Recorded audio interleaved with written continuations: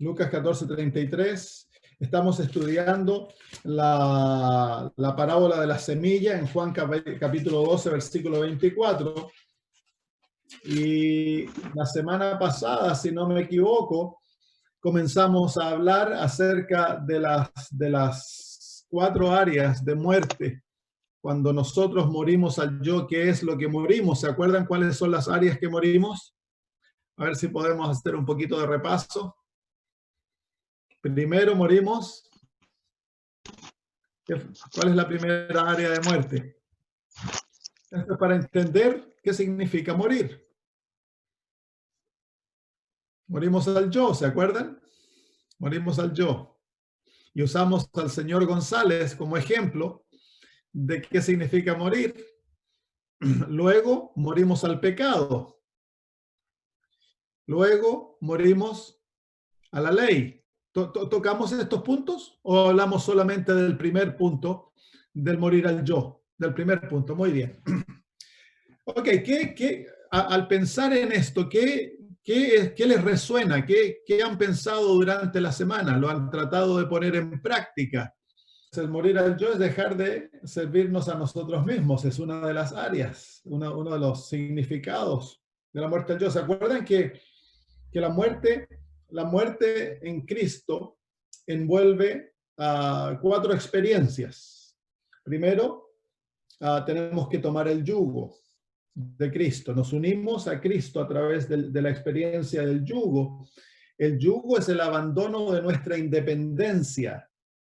Nosotros somos naturalmente independientes, el pecado nos ha hecho independientes, pero en el reino de Dios no hay independencia, en el reino de Dios hay libertad, pero no hay independencia. Entonces debemos abandonar nuestra independencia para volvernos totalmente dependientes de Cristo. Ya no dependemos en nosotros, ahora dependemos en Cristo. Y esto es la base de la justificación por la fe. La justicia propia es depender de mí, el creer que yo puedo hacerlo. Y eso me separa de Cristo. Entonces el yugo me une a Jesús.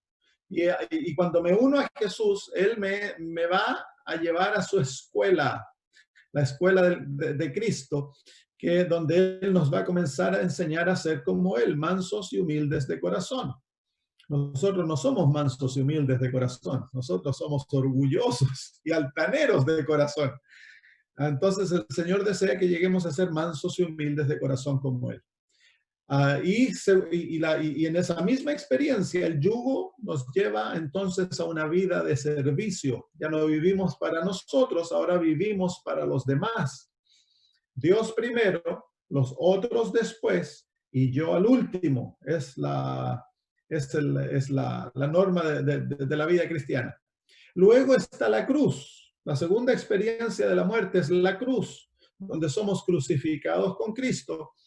Y también es una experiencia de unión, pero es una experiencia donde nos unimos en Cristo y sometemos nuestra voluntad al Señor para hacer su voluntad. Es una entrega absoluta de nuestra voluntad, es rendirnos totalmente a Cristo para que Él obre en nosotros tanto el querer como el hacer de acuerdo a su voluntad, como dice el apóstol Pablo. Y en eso entonces el Señor va a obrar en nosotros para hacernos obedientes, porque nosotros naturalmente somos desobedientes a su voluntad. Y no podemos entrar al cielo en desobediencia, en rebelión. Es imposible porque la base del pecado es la desobediencia a la ley de Dios. Entonces Dios no puede tener a un pueblo desobediente, hermanos. Un pueblo que sigue pecando y en rebeldía contra Él. Entonces, pero tampoco la obediencia es algo forzado. Muchas veces creemos que, bueno, hay que darle a los hermanos en la cabeza hasta que aprendan a obedecer, pero no es así. La obediencia es algo que el Espíritu Santo obra del corazón para afuera.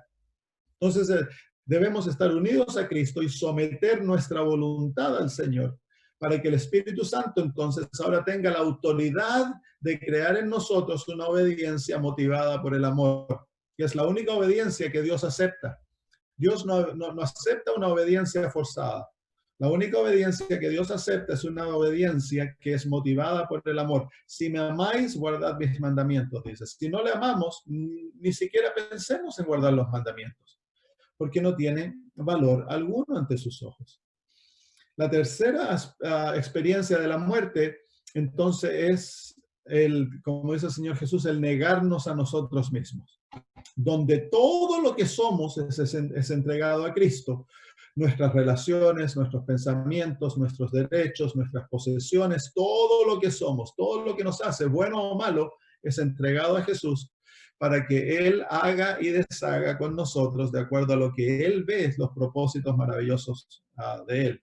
Y la cuarta experiencia, entonces, es la experiencia de la justificación, donde en Romanos capítulo 6, el Señor, el apóstol nos dice en el versículo 7, porque el que ha muerto ha sido justificado del pecado. Entonces, la muerte nos lleva a la justificación. ¿Por qué entonces el apóstol Pablo habla de la justificación aquí como muerte? Porque nosotros naturalmente buscamos justificarnos a nosotros mismos. Queremos ser aceptos ante Dios por nuestras obras. Queremos que Dios nos acepte porque, bueno, yo soy adventista, guardo el sábado, pago el diezmo, voy a la iglesia, hago todas estas cosas. Entonces, bueno, por esas cosas yo soy justificado y tengo un consuelo propio. Cuando yo le pregunto a los adventistas, hablaba el sábado a un grupo de hermanos en Perú, y les decía, hermanos, si Cristo viene esta noche, ¿por qué te vas al cielo o te pierdes? ¿Y cuál es la forma natural del adventista? Es inmediatamente mirarse a sí mismo y decir, oh, soy malo, no, estoy en pecado, no me iría al cielo. O se mira a sí mismo y dice, oh, sí, yo soy vegetariano, yo pago el diezmo, voy a la iglesia, sí, ya estoy bien para irme al cielo. Entonces, eso es justificación propia.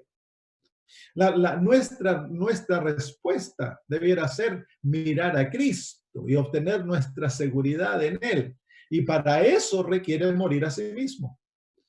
Entonces, la experiencia de la muerte en Cristo la culmina en que nosotros ponemos nuestra fe, nuestra confianza en Jesús en vez de nosotros, y Dios entonces nos justifica. ¿Qué significa que nos justifica? Que Él nos otorga el carácter de Cristo y nos trata que nosotros hemos vivido la vida de Jesús. Y en Cristo entonces aparecemos completos, perfectos ante el Padre.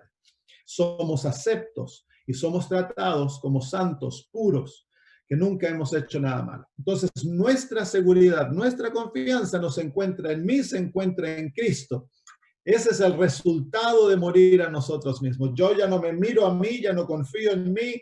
Ahora Cristo es mi seguridad. Y me he entregado totalmente ahora para que Cristo se reproduzca en mí y obre su vida a través de mí. Ese es el propósito de la muerte a sí mismo. Entonces, ahora estamos hablando. ¿Hay alguna pregunta en cuanto a eso, hermanos? Esto es repaso, pero quiero que lo entendamos bien para que puedan ponerlo en práctica. ¿Se fijan el cuadro que tengo detrás de mi espalda? Ahí se encuentra nuestra seguridad, Jesús crucificado y Jesús como nuestro sacerdote. Él es nuestra seguridad, hermano. Él es nuestra confianza. Si tú estás en Cristo, no tienes nada que temer. Nada que temer. ¿Hay alguna pregunta en cuanto a lo que ya dijimos? ¿O está todo claro? ¿Está todo bien? Sí, muy bien. Entonces vamos a seguir hablando de las áreas de la muerte. Hablamos entonces la semana pasada de la primera área de la muerte, que es morir al yo. ¿Y qué significa eso? Bueno, como hablamos, ¿no? El señor González cuando muere, ¿él muere a qué? A todo lo que es. Mueren sus pensamientos, mueren sus derechos, mueren su amor, su odio, muere a todas sus relaciones, muere a todas sus posesiones. Así que él muere todo, y eso es lo que significa. Por eso en Juan 14:33 dice el Señor que debemos entregarlo todo. Todo tiene que ser puesto a los pies de Cristo. El apóstol Pablo en Filipenses capítulo 3 dice de que él lo perdió todo por la excelencia del conocimiento de Cristo Jesús y lo cuenta como basura. ¿Por qué? Porque para el apóstol Pablo, Jesús llegó a ser el tesoro de gran precio, llegó a ser la perla preciosa. Para él Jesús lo era todo y estuvo dispuesto a perderlo todo, incluso su propia vida por Jesús. Entonces, eso es lo que Dios desea. Dios desea tener un pueblo que lo ame a Él, que nada sea estimado más precioso que Él. En lo opuesto, que todo lo otro sea estimado como estiércol en comparación con la hermosura del gran don que tenemos en Cristo Jesús. Yo pienso que como adventistas, hermanos, nosotros hemos perdido nuestra centralidad en Cristo Jesús. Hemos hecho de todo un centro, las profecías, el sábado, la dieta, la vestimenta, y nos hemos desviado y hemos separado nuestro mensaje de Cristo Jesús, y el mensaje ha perdido su poder. Porque el poder de la verdad se encuentra en Cristo, porque Cristo es la verdad. Entonces tú puedes presentar una teoría, pero la teoría no tiene poder, hermanos. El saber que el sábado es el sábado, bueno, no tiene poder alguno. Tú lo puedes guardar en forma mecánica, pero no tiene poder transformador. Es cuando entiendes el sábado en forma práctica y ves cómo el sábado exalta a Jesús y hace tu relación con Cristo en forma hermosa, que entonces el sábado tiene un valor para la vida espiritual. El sábado es un don maravilloso que Dios nos ha dado para que entendamos el Evangelio y lo podamos vivir. Entonces, cada verdad tiene un aspecto práctico. Cada verdad es una revelación de Cristo Jesús. Y por lo tanto, el pueblo adventista de todos los otros pueblos debiera ser el pueblo que se parece más a Jesús, porque nosotros somos el pueblo que más verdades tenemos. Pero porque somos la Odisea y a Jesús lo tenemos golpeando la puerta, tenemos una verdad de teoría. Y por lo tanto, no tenemos un carácter en la imagen divina. Somos un pueblo muchas veces amargado, nos pasamos peleándose entre nosotros, criticones, hablamos del pastor, de la asociación, de la conferencia general, estamos constantemente en peleas y en conflictos. Y eso muestra que Cristo, la gracia de Cristo no ha transformado el corazón. La segunda área de la muerte se encuentra en Romanos capítulo 6 y versículo 2. Romanos capítulo 6, versículo 2. En ninguna manera, el apóstol Pablo hace una pregunta. En el versículo 1 dice, ¿qué pues diremos? ¿Perseveraremos en el pecado para que la gracia abunde? ¿Por qué es que el apóstol Pablo hace esta pregunta? Una pregunta que parece un poquito desconcertante. Es porque en el capítulo 5, en el versículo 20, el apóstol Pablo dice, pero la ley se introdujo para que el pecado abundase. Mas cuando el pecado abundó, sobreabundó la gracia. Sobreabundó la gracia. Entonces el apóstol Pablo, el legalista, el fariseo espiritual, dice, el apóstol Pablo está dando licencia para que pequemos. Claro, si tenemos la gracia, entonces podemos pecar, podemos hacer lo que queramos y no importa, pues, yo tengo la gracia, el Señor me perdona. Entonces el apóstol Pablo ahora balancea lo que él ha dicho y rebate ese argumento que se ha levantado contra él. Y dice, ¿qué pues diremos? ¿Perseveraremos en el pecado para que abunde la gracia? Y luego dice, en ninguna manera. ¿Cómo? Dice, porque los que hemos muerto al pecado, ¿cómo viviremos aún en él? Entonces, la segunda área de la muerte es la muerte al pecado. ¿Qué significa esto? El capítulo 6 y el capítulo 7 y el capítulo 8 de Romanos se escribe para responder esta pregunta. Ese es el propósito de estos capítulos. Miremos al señor González. El señor González está muerto. ¿Puede el señor González pecar? ¿Cuánto poder tiene la tentación en el señor González? Digamos que es probablemente una de las tentaciones más fáciles de ilustrar en el hombre. El señor González está ahí en su cajoncito, la puerta está abierta, la gente está mirando a verlo, viendo a verlo y despidiéndose de él, ¿no? Y viene una señora que a lo mejor era clienta de él, sepa uno, ¿no?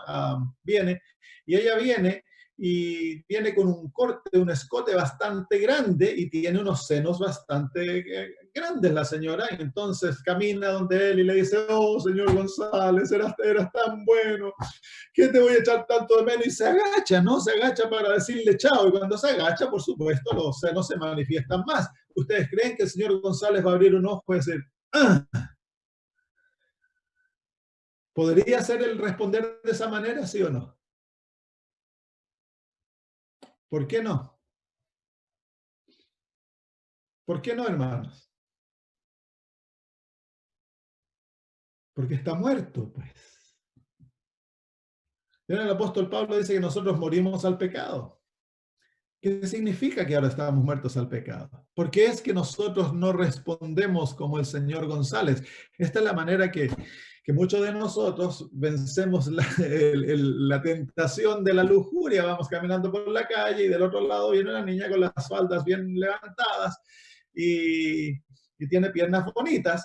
Entonces, apenas la vemos de lejos, comienza la batalla en la mente. No debo mirar, no debo mirar, no debo mirar. Y comenzamos a mirar para el otro lado y tratar de hacer todas las cosas. Y cuando la niña se va acercando, va pasando para el otro lado, entonces decimos, no debo mirar, no debo mirar, no debo mirar. Y la seguimos con los ojos.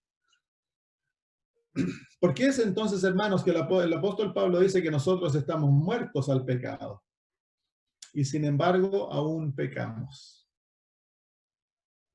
Miren lo que dice en el libro de Primera de Juan. Primera de Juan.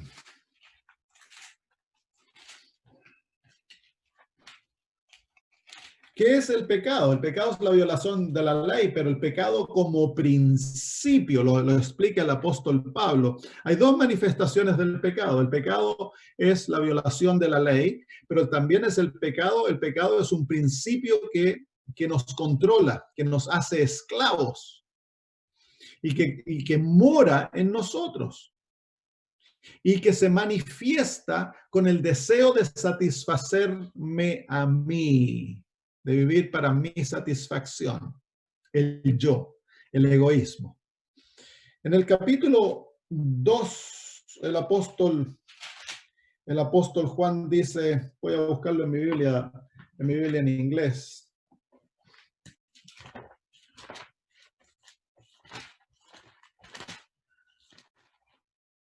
Capítulo 3, versículo 6. Capítulo 3, versículo 6 dice, todo aquel que permanece en él, ¿qué él dice luego? No peca. Todo aquel que peca no le ha visto ni le ha conocido. Entonces el apóstol Pablo dice que nosotros hemos muerto al pecado. Entonces nos preguntamos, ¿por qué es que pecamos? Hermanos míos, en el libro de Gálatas, capítulo 5, el apóstol Pablo presenta una realidad en nuestras vidas. Cuando nosotros morimos, nos hemos entregado de todo corazón al Señor para que Él tenga la supremacía en nuestras vidas y destruya el poder del yo en nosotros. Pero el yo ha sido crucificado, pero el yo no ha sido desterrado de nosotros, no ha sido sacado. Eso va a ocurrir. Nuestra naturaleza carnal es sacada de nosotros cuando seamos glorificados y Dios nos da una naturaleza espiritual incapaz de pecar. Pero el yo continúa viviendo en nosotros. Y miren lo que dice el Gálatas capítulo 5. Gálatas capítulo 5, el apóstol dice, déjenme buscarlo nuevamente en mi Biblia en inglés. Versículo 16 y 17 dice, digo pues, andad en el espíritu y no satisfagáis los deseos de la carne. En español no está muy bien traducido. En el español dice, en el original dice, andad en el espíritu y no satisfaceréis los deseos de la carne. Porque el deseo de la carne es contra el espíritu. Y el espíritu es contra la carne, y estos se oponen entre sí para que no hagáis lo que quisierais. ¿Qué nos está diciendo ahí? De que cuando nosotros entramos en esta experiencia con Cristo y nacemos nuevamente, ahora el Señor nos da su naturaleza. El Espíritu Santo viene a morar en nosotros. Y ahora hay una batalla entre dos naturalezas dentro de nosotros. Está la carne y está el espíritu. Jesús tenía las mismas naturalezas, ¿sabían ustedes? Jesús tenía el yo, tal cual tú y yo lo tienes, la naturaleza caída, la naturaleza en oposición a Dios. En todo llegó a ser semejante a sus hermanos, dice el libro de Hebreos, capítulo 2, que Cristo Jesús llevaba una naturaleza caída, una naturaleza que podía oponerse a la voluntad divina, pero nunca Jesús permitió que esa naturaleza lo controlara, pues el Espíritu Santo lo controló desde su gestación en el vientre. Cuando tú y yo nacemos nuevamente, tenemos la misma naturaleza de Cristo, la naturaleza humana caída y el Espíritu Santo morando en nosotros. El problema es que, hermanos, nosotros, como hemos por tanto tiempo vivido satisfaciendo la carne y satisfaciéndonos a nosotros mismos, es natural el ceder a los deseos de la carne. Tú vas al supermercado y ahí estás, como se llama, ya tomaste desayuno y vas y en la panadería están vendiendo berlines. ¿Berlines le llaman ustedes? No sé cómo le llaman ustedes. Son una masa frita con azúcar arriba que le echan, ¿no? En Chile se llaman berlines o donuts aquí en Australia. Entonces, tu naturaleza baja, que son los deseos, los apetitos y los sentimientos, te dice, ¿no te gustaría comerte un berlincito? La naturaleza alta, que es el raciocinio, a través de la cual el Espíritu Santo habla, la conciencia, te dice, pero ya tomaste el desayuno. Entonces, la voluntad es la que toma la decisión. La voluntad es la reina de los poderes que Dios nos ha dado. Ella es la que hace la decisión, pero es informada por la naturaleza baja y la naturaleza alta. Cuando Dios nos creó, éramos controlados por la naturaleza alta. Controlaba los apetitos, los deseos y los sentimientos. Pero al pecar se dio vuelta el liderazgo y la naturaleza baja ahora controla al raciocinio a través de la cual se informa la voluntad. Entonces, y esa es la manera que Satanás nos ha hecho esclavos. Entonces, tú vas y comienza una batalla, ¿sí o no? Comienzas a caminar más despacito enfrente a la panadería, ibas apurado al supermercado a comprar lo que tenías que comprar porque estabas tarde, pero ahora comienza esa batalla, tus pasos se detienen y comienzas a pensar, ¿me compro un berlín o no me compro un berlín? Es algo bien pequeño, pero ilustra tan bien la manera que confrontamos ¿cómo se llama? La tentación. La tentación ataca a la naturaleza baja para que domine la naturaleza alta, y la naturaleza alta puede informar a la razón para hacer la decisión. Entonces, luego el apetito dice, ay, es que tengo tanto hambre. Y los sentimientos te dicen, ay, que huele tan rico. ¿No te gusta comerte un berlincito? Y el Espíritu Santo te dice, pero no te va a hacer bien. No debieras comer en 3 horas. Entre horas. Destruye tu cuerpo. Y tú dices, sí. Pero el Señor no se preocupa si un poquitito no le hace mal a nadie. Entonces ahí ya hiciste tu decisión. Entonces el raciocinio se somete a la naturaleza baja, informa la voluntad y la voluntad toma la decisión de ir a comprarlo, vas, te lo comes, pero quedas con la marca en la conciencia, no debía haber comido ese berlín. Antes que tuvieras al Espíritu Santo, antes que fueras convertido, esa batalla no habría existido. No habría existido. Tú habrías simplemente ido a comprarte el berlín. Ahora, miremoslo de otro punto de vista. Estás trabajando en tu trabajo, eres casado, tienes niños, estás en el trabajo y hay una secretaria que te cierra los ojos y te hace ojitos. Y la misma batalla comienza a ocurrir. Exactamente los mismos principios ocurren. La naturaleza baja comienza a dominarte para poder llevarte al pecado. Es un proceso más largo. Sí, nuestra única seguridad en cuanto a la tentación es lo que José hizo. ¿Qué fue lo que José hizo? Cuando la mujer lo tomó del manto. No crean ustedes que era una mujer que le faltaba un diente, toda chascona y fea. No, no, no.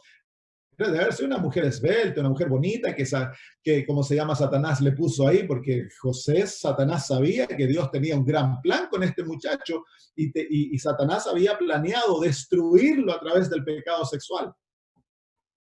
¿Y qué fue lo que José hizo?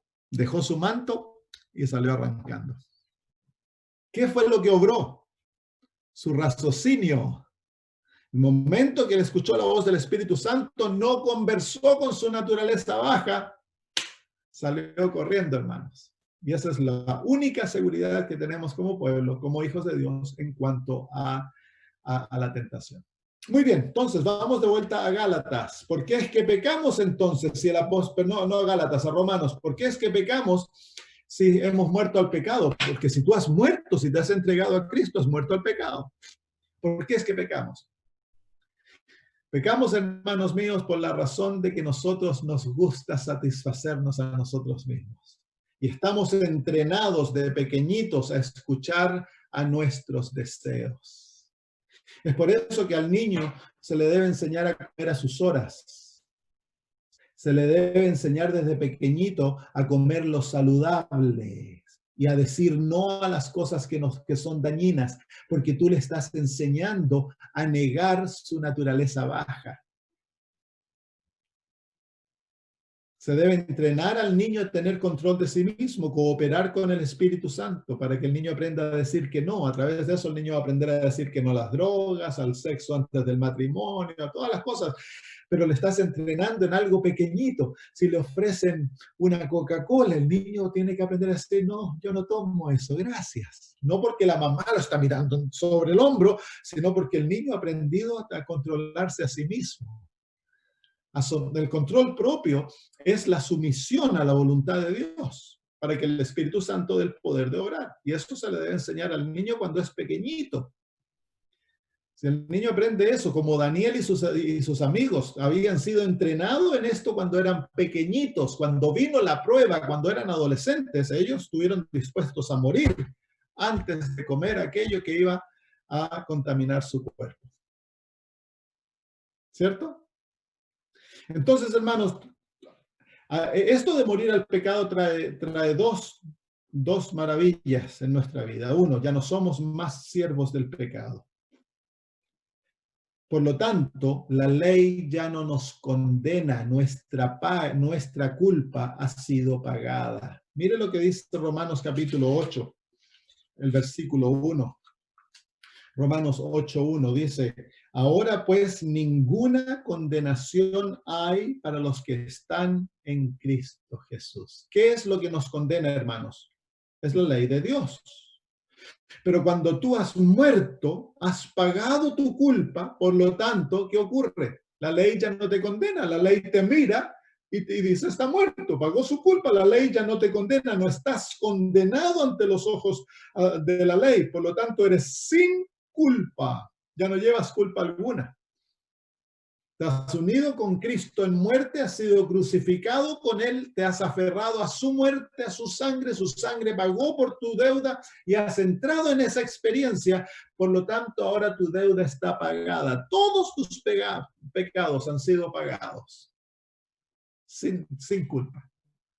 Maravilloso, ¿no? Por eso que dice el apóstol Pablo en el capítulo 5, versículo 1, dice, justificados pues por la fe, tenemos paz para con Dios. Paz. Es una paz que no se entiende, hermanos. Es una paz que todo alrededor tuyo puede estar cayéndose y siendo destruido, pero dentro de ti ahora hay una paz profunda que nadie ni nada la puede quitar. ¿Por qué? Porque tú has sido justificado por la ley, por Dios. Por lo tanto, la ley te declara sin culpa. Pero hay algo más maravilloso en esto. Sigamos leyendo el capítulo 6 y vamos a tomarlo desde el versículo 6. Sabiendo esto, que nuestro viejo hombre fue crucificado juntamente con él, para que el cuerpo del pecado sea destruido. Ese cuerpo del pecado es la evidencia, es el cuerpo legal, es la evidencia que te culpaba. ¿Y qué dice ahí? Al ser crucificado juntamente con él, dice, para que el cuerpo del pecado sea destruido. La evidencia que te condenaba es destruida, a fin de que nos sirvamos más al pecado. Así que nuestra evidencia es destruida, por lo tanto, ante Dios ya no somos culpables, la ley ya no nos condena y ahora ya no somos más siervos del pecado, ya no somos esclavos del pecado. Dice, porque el que ha muerto ha sido justificado del pecado. Y si morimos con Cristo, creemos que también viviremos con Él. Sabiendo que Cristo, habiendo resucitado de los muertos, ya no muere, la muerte no se enseñorea más de Él. Porque en cuanto murió al pecado, murió una vez por todas, mas en cuanto vive, para Dios vive. Así que ahora, cuando tú resucitas con Cristo, la nueva vida no va a ser una vida para vivir para el pecado, la nueva vida va a ser para vivir para Dios. El apóstol Pablo repite ese pensamiento en 2 Corintios, capítulo 5. 2 Corintios, capítulo 5. En el versículo 15, el apóstol Pablo dice, y por todos murió, para que los que viven ya no vivan para sí, sino para aquel que murió y resucitó por ellos. Entonces, nuestra vida ahora es vivida para Cristo, para Dios. No vivimos para el pecado, no vivimos para complacernos a nosotros mismos. De vuelta al capítulo 6 de Romanos.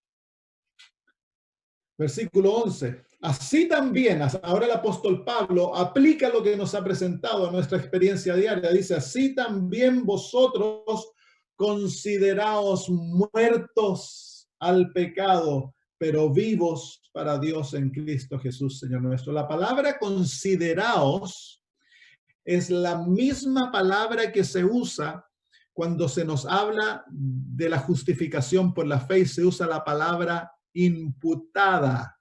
En otras palabras, así como Dios nos ha imputado su justicia y nos considera en realidad justos, nosotros ahora debemos tomar esa realidad y aplicarla a nosotros. Nosotros ahora debemos imputarnos muertos al pecado, contarnos muertos al pecado. Debemos creernos y obrar como muertos al pecado. Así que cuando el señor González, la señora, viene a saludarlo, él no responde. ¿Por qué no responde? Porque él está muerto. De la misma manera como José no respondió al pecado porque él estaba muerto, nosotros debemos hacer lo mismo.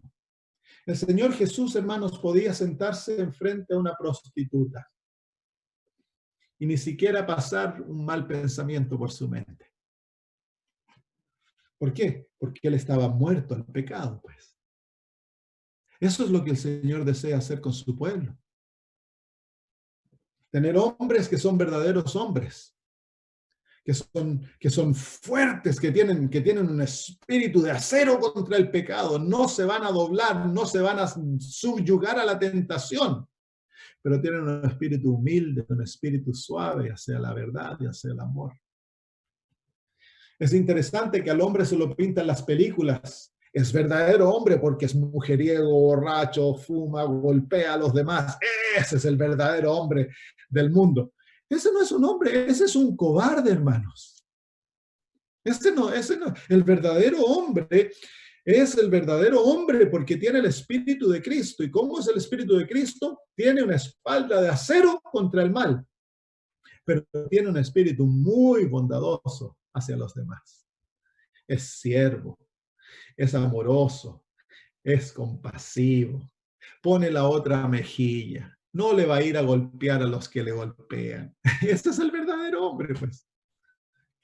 Y lo triste es de que como muchos adventistas, la Biblia de ellos son las películas y el cine, ellos quieren ser como hombres, ¿no? Y salen, tienen que tener niñas y se le disculpa a los jóvenes que andan cometiendo fornicación y todo eso. Bueno, es que es la juventud. No, no es la juventud, es pecado, hermanos. Dios nunca planeó para que la juventud pasara por esas cosas. Si nosotros nos consideráramos muertos al pecado, ¿ustedes alguna vez han visto un gato que agarra una lauchita, un ratón? ¿Cuál es la última estratagema del ratón para salvarse? ¿Se han dado cuenta? Yo vivía en el campo y esto se veía muy seguido. El gato salta sobre la rata y comienza a jugar con la rata y la rata se trata de escapar, el gato la agarra, juega con ella un rato antes de comérsela. La última estratagema de la laucha se hace la muerta. ¿Lo han visto? Y se tira ahí. Hasta deja de respirar.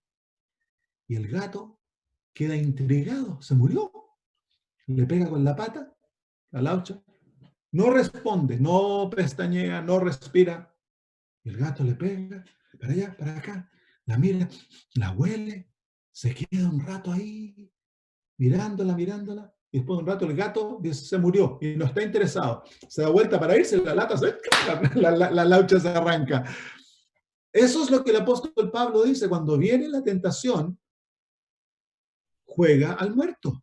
Cuando viene la tentación, muérete. No respondas. Tú debes responder tan solo a la justicia como José, arráncate. Pero nosotros comenzamos a hablar con la tentación, como Eva. Conversamos, tratamos de entenderla, tratamos de, a razonar con la tentación, caíste. La única respuesta a la tentación es considerarnos muertos. La señora va de compra de ropa y va al shop y saca una falda y se la pone. Y sabe que la falda esa no es para una cristiana, pero a ella le gusta. Entonces comienza la batalla dentro del corazón. Hay una manera muy linda para también vencer. Tú puedes ir, te pones la falda, te la vas al espejo, te la miras y luego pregúntale a Jesús, Señor Jesús, ¿qué piensas de esta falda? Entonces el Señor Jesús te va a hablar y te va a decir, bueno, está un poquito cortita, ¿no te parece? Sí, no hay problema, si no es mi voluntad, Señor, vas, entonces te pones otra que es más subidita, es más larga, cubre bien. Entonces el Señor le dice, Señor, ¿qué te parece esta falda? Ay, sí, te ves bien linda. O vamos caminando por el shopping, ¿no? Con el trolley comprando cosas y llegas al lugar donde están los cafés, los tés. Y tú dices, oh, es que me gustaría tomar un cafecito. Y el Señor te dice, pero yo prefiero que no uses drogas porque yo no quiero que seas esclavo de nada. Muy bien, Señor, no hay problema. Entonces me compro un café de trigo y listo. Entonces, si vamos caminando con Jesús, el Señor nos va a enseñar a confrontar la tentación. Si tú caminas con Cristo y te consideras muerto a la tentación, las chances de pecar son bien pequeñas. El apóstol Juan le dice a los que están leyendo su carta, le dice, hijitos míos, estas cosas os escribo para que no pequéis. Ese es el objetivo de Dios. Dentro de la iglesia adventista se ha entrado últimamente una teología que dice que nosotros vamos a seguir pecando hasta que Cristo venga. Eso es mentira, hermanos. Es un engaño satánico. Dios anhela tener un pueblo que no peque. Pero este pueblo deja de pecar no porque ellos tienen tanto poder, sino porque han muerto. Y la obra de Cristo, la gracia, los transforma a través de la santificación y les da victoria. El apóstol Juan dice, estas cosas os escribo para que no pequéis, mas si alguno de vosotros ha pecado, tenemos un abogado con el Padre, Jesucristo el justo. Entonces, alabado sea Dios, que Dios nos entiende, que en esta batalla tremenda contra la carne, la batalla más grande que alguna vez se haya batallado, vamos a terminar con la cara en el barro tarde o temprano, hermanos. Es como un niño aprendiendo a caminar. Pero hay gracia para perdonarte. Así que no dejes, si pecas, si caes, no dejes que el diablo te diga, ay, hipócrita, mira, tú dices que has muerto y ahora mira cómo terminaste de ser un hipócrita, mejor ni ores. No, anda vuelta al Señor y dile, Señor, pequé, perdóname, Señor, por favor, me arrepiento, perdóname. Pero yo todavía estoy en el pacto y no me he separado de ti. Sabes que Dios no te desecha porque pecas. Dios no te desecha. Tú eres el que escoge separarte cuando escoges escuchar la voz de Satanás y te desanimas y te alejas de Cristo. O por la rebelión. Simplemente dices, esto no es para mí, yo no lo quiero, yo deseo disfrutar el mundo y te separas de Cristo. Pero si tú sigues en Cristo, como los apóstoles, miren los apóstoles todos tenían caracteres terribles. El apóstol Juan, el apóstol Santiago eran llamados los hijos del trueno. Eso eran como yo, los hijos del trueno, tenían un genio fantástico. Pero después de 3 años y medio, pasaron por la cruz, el Espíritu Santo les fue dado, y Juan, el hijo del trueno, llegó a ser el apóstol del amor. ¡Qué transformación! Porque ellos siguieron con Cristo, no como Judas, que se fue. Ellos siguieron con Cristo. Al seguir con Cristo está garantizado que tú vas a cambiar. El que comenzó en vosotros la buena obra la terminará. Pero hemos de cooperar con Él. ¿Y cómo cooperamos? Una de las maneras es, considérate muerto al pecado. Prendes la televisión, quieres ver algo y ahí hay una película. Y la película es inmoralidad, todas las cosas, ¿no? Ni siquiera la mires, apágala. Considérate muerto al pecado. No puedes ver esas cosas porque estás muerto. Lo único que tú puedes ver es la justicia, el amor. Todas esas cosas estás vivo, pero para el otro estás todo muerto. Para el pecado estás muerto. Considérate muerto al pecado. Versículo 12. No reine pues el pecado en vuestro cuerpo mortal. Este versículo nos dice que ahora es el pecado que está subyugado a tus decisiones.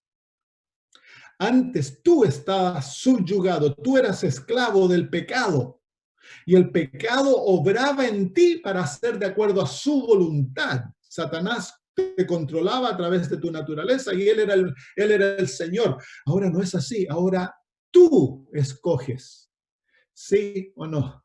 Ya no eres esclavo, ya hay libertad en esto, hermanos. En estos versículos se encuentra la libertad para toda debilidad, toda tendencia mala y todo pecado que te está controlando. En otras palabras, en el Evangelio se encuentra la llave de la libertad y de la transformación para todo, hermanos. No hay nada que el pueblo de Dios debe ser controlado. Dios no desea que sus hijos sean esclavos de nada. Dios nos ha hecho libres. Amén. No somos esclavos. Somos libres. Entonces, ahora Dios te ha dado el poder para que tú controles el pecado a través del Espíritu Santo, hermanos. El pecado ha llegado a ser tu esclavo. Satanás no quiere que escuchemos esto, hermanos. Tú puedes decirle a la tentación, no, como Dios le dijo a Caín, la tentación está a la puerta, pero tú puedes enseñorearte, le dice.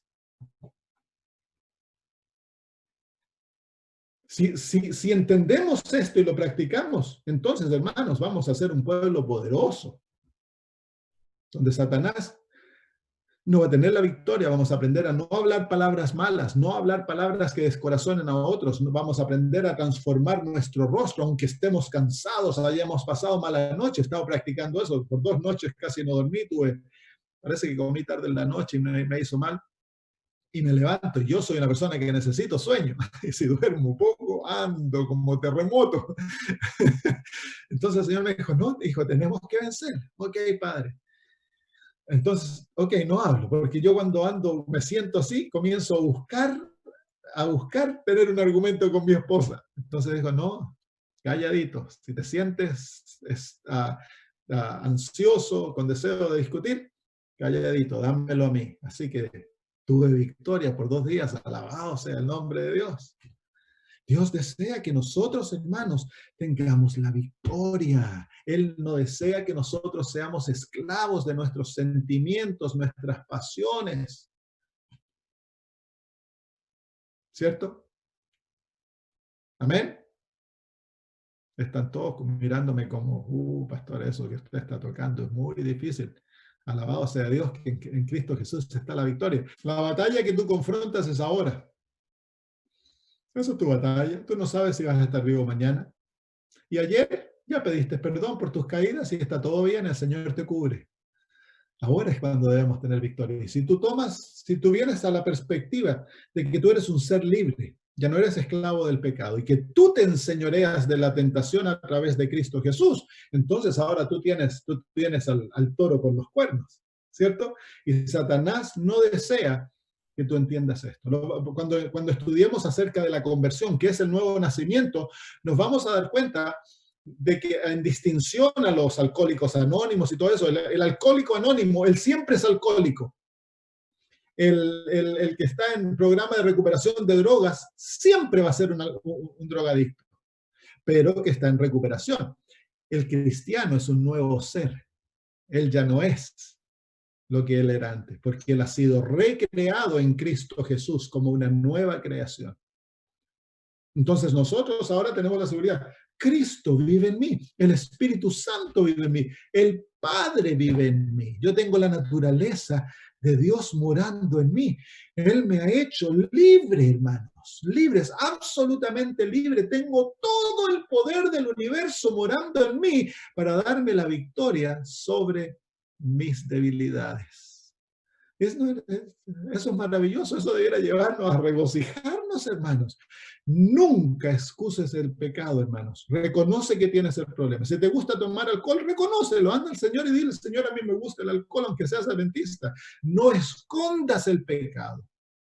Si tienes un problema con la pornografía, no se lo escondas a Dios. Anda y cuéntale y entrégaselo, porque Dios necesita que te des cuenta de tus debilidades y que se las entregues a Él para que Él te dé la libertad. La libertad ya ha sido dada en el Calvario. La libertad para todos tus pecados fue obtenida. Jesús ya obtuvo esa victoria. Ahora Él te la va a dar a ti, garantizado, garantizado, hermano. Pero si lo escondemos, lo excusamos, no, si no es tan malo, ya estás perdido. Dios no puede hacer nada por ti. Ahora, hay otra cosa. Dios no se avergüenza de tus pecados. Nunca vas a tomar por sorpresa a Dios con uno de tus pecados. Vienes a confesar, algunos se imaginan esto, bien, Señor, fíjate que dije esto, o miré esto, y el Señor va, lo hiciste, pero ¿cómo? Nunca me imaginé que tú ibas a hacer algo así. No, eso no ocurre, hermanos. Si en la cruz del Calvario Jesús murió por ti sabiendo todos tus pecados, todos, y los pagó toditos. Así que nada tomo por sorpresa a Dios, ni nunca se avergüenza de lo que haces, porque Él te ama y sabe exactamente, y más aún, Él te conoce a ti mejor de lo que tú te conoces a ti mismo, y te ama y te acepta de esa manera. Y deseándote transformarte completamente, y en el poder de Dios, en las manos de Dios se encuentra una transformación perfecta, hermanos. Tú y yo podemos en Cristo Jesús ser perfectos, en Cristo, no en nosotros. Muy bien, ha llegado la hora de terminar. Vamos a terminar esto porque es más bonito. Sigan leyendo ustedes, tarea para la casa. Tienen que leer capítulo 6, capítulo 7 y capítulo 8. Porque ahí se encuentra todo lo que el apóstol Pablo nos dice en cuanto a esto. Tengo que terminar más temprano hoy porque tengo algo bien urgente que hacer, así que me disculpo, hermanos. ¿Hay alguna pregunta de lo que hemos hablado? ¿Por qué, hermanos, yo he usado... Perdón, déjeme, ya le doy la palabra, hermana Carolina. Yo he usado ejemplos bien crudos Ha hablado de los senos grandes, de las faldas cortas, las piernas bonitas, porque son las realidades que los hombres dentro de la iglesia están confrontando, hermanos. ¿Saben ustedes que hay dentro de la iglesia adventista una pandemia de pornografía? Dentro de pastores, dentro de jóvenes, dentro de adultos. Y es porque nosotros no hemos encontrado la victoria en Cristo Jesús. Somos un pueblo dominado por el pecado. Entonces, hablado en forma abierta para que ustedes se den cuenta de que las batallas que ustedes luchan son las batallas que yo lucho. Yo no estoy más allá de ustedes ni sobre ustedes, pero el Señor a mí me ha mostrado los secretos de la victoria. Y a través de obtener estas victorias, el Señor me ha librado de tanta cosa linda, o tanta cosa fea que el Señor lo ha vuelto lindo. Y ahora tengo libertad en Cristo Jesús, y eso es lo que yo quiero que ustedes tengan, que sean un pueblo libre, que tengan victoria, que crezcan en Cristo Jesús, que tengan su carácter no tan solo imputado, sino que también demostrado en la vida diaria. El apetito es el asiento a través, o la puerta a través de la cual la tentación obra para controlar la voluntad. Entonces, si nosotros aprendemos a subyugarlo, someter el apetito al control de la razón, que es la manera en que el Espíritu Santo obra, entonces el principio a través del cual el pecado obra, se le ha cerrado la puerta. Entonces, a través de ello, el Señor nos da victoria al pecado. Ahora, es por eso que Dios nos ha dado al pueblo de Dios el asunto de la reforma pro salud. Porque es aprender a controlar el yo en algo sencillo, en algo pequeño. El asunto de la dieta no es algo gigante, inmenso, no, es algo pequeño, pero es de gran importancia, porque los principios aprendidos en cuanto a la dieta, a lo que se come, a lo que se toma, se puede luego aplicar en todas las áreas más grandes de la vida. Entonces, recuérdense que Satanás tentó a Eva no a robar un banco ni a cometer adulterio con un hombre. Ella cayó por el asunto de la comida. Habían principios, cosas más grandes envueltas, pero lo que Satanás usó fue la comida. Entonces Dios desea que nosotros aprendamos la lección de vencer en el apetito, y a través de eso vamos a aprender a controlar todas las otras áreas de la vida. ¿Qué les parece si oramos? Vamos a tener que hablar alguna vez de la reforma pro salud, porque yo sé que en Sudamérica nos enseña la reforma pro salud. Es como en las islas. Y algún día a ver si lo discutimos y lo hablamos. Bueno, oremos para terminar, hermanos.